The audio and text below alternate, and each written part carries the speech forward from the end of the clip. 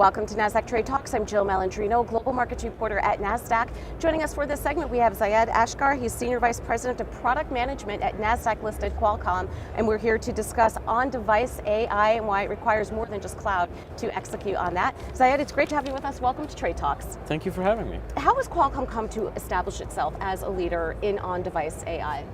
Yeah, so we have been working in AI for about 15 years.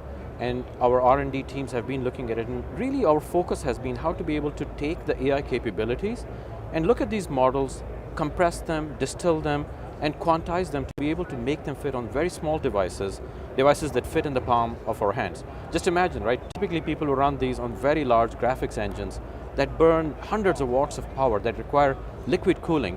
But what we are able to do is actually we are able to run them in devices that are not even plugged in. And that requires very special work that we have been doing for the longest time and affords significant advantages to the consumer and otherwise to be able to do that.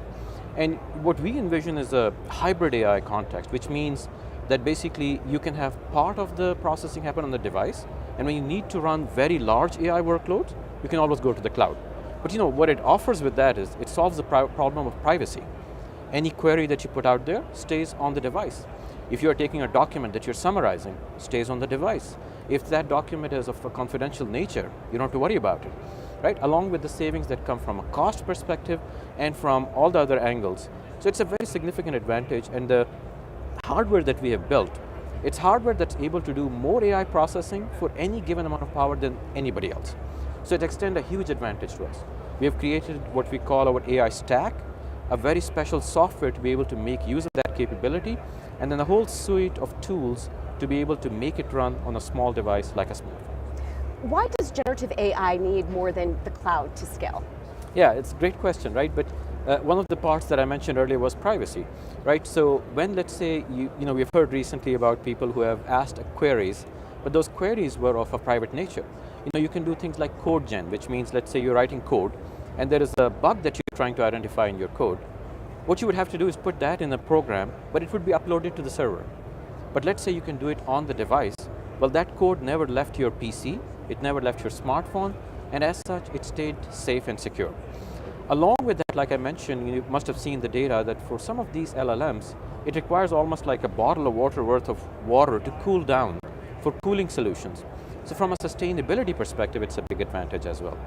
But more importantly, what you can do on the device is, your device knows if you are sitting, if you're walking, if you're traveling, if you're in your home, or if you're at work. You can utilize that information to personalize the generative AI experience. What that means is, when my 7-year-old child asks that question on ChatGPT, he ought to get a different answer than the question when I ask that question.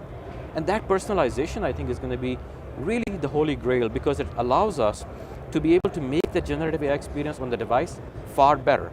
And you'll always have the cloud, right? If you want to run a much larger model, you can always go on the cloud and be able to do it there. But then as the number of users grows, as the number of use cases grows, and as the models become more complex, that workload requires offload. So generative AI requires on-device for it to be able to reach its full potential.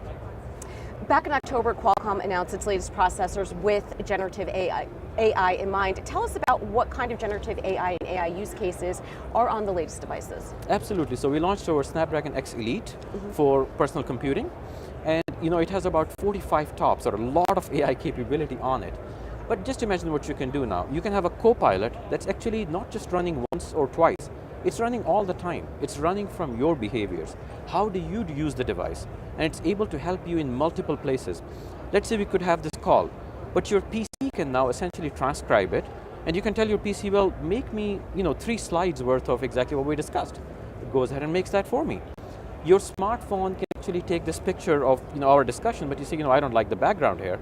You can tell the smartphone, well, put me in front of the Eiffel Tower at sunset. And it goes ahead and generates that picture on the device entirely, puts you in front of it. So the way we interface and interact with our devices, we feel will change entirely with Gen AI. Another way you can think about it is today, let's say you want to get a reservation at a restaurant. You're going to go to Yelp, you're going to go to the restaurant application, you're going to go to Maps because you want to find something close by. But just imagine your virtual assistant on your smartphone that you tell him, well, find me a table at a Mexican place, should have good rating, and shouldn't be too far from me. And now that virtual assistant can go down to those 4 or 5 applications underneath, do all of that work and come back, you have a reservation at the restaurant.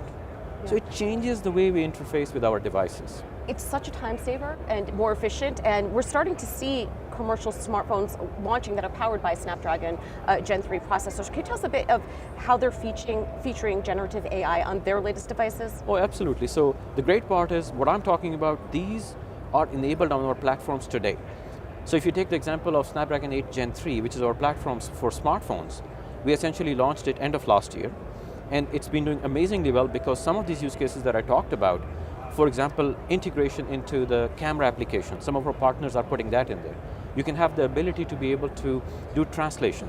So let's say you could be talking to a person somewhere else that speaks a different language. The phone can take care of that for you on the fly.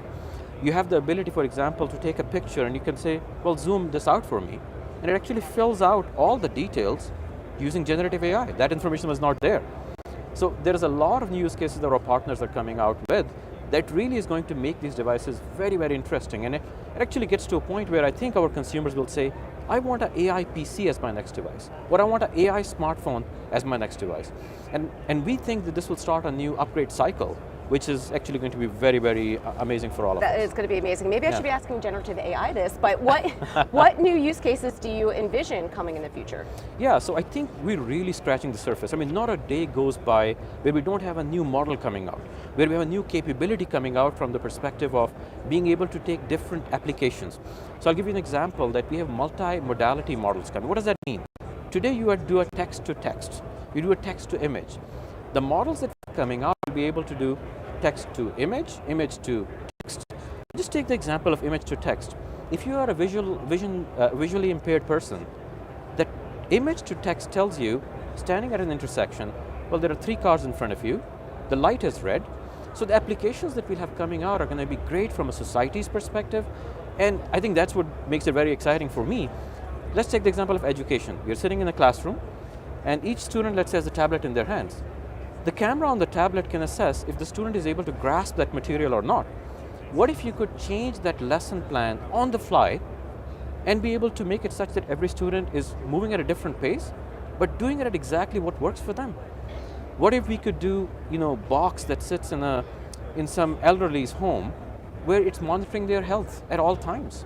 You don't have to wait for an event to happen. What if you could predict those events before they happen?